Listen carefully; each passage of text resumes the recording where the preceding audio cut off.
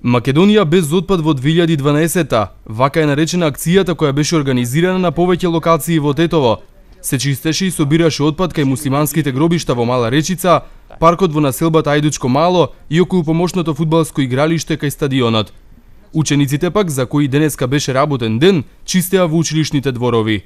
Во склопот на нашиот проект што е организиран од страна на општината и одделот животна средина, исто така и проектот што е на ниво на Македонија, значи Ајде Македонија, се организира расчистување на отпадот со цел Тетово да биде без отпад за 2012 година.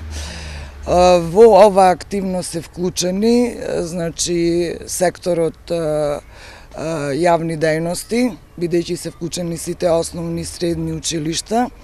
Училиштата се вклучени на тој начин, мислиме од едукативен карактер, за значењето на животната средина, а исто така расчистување на околината, односно на училишните дворови. Понатака, во оваа активност се вклучени јавно-комунално предпријатие, потоа одделот животна средина, комунални дејности и исто така, како што кажав, секторот јавни дејности. Има повеќе локации кои што ќе бидат опфатени. Една од локациите е муслиманските гробишта. Активноста ќе се врши од 7 до 13 часот, потоа парк Ајдучко Мало или Мала станица.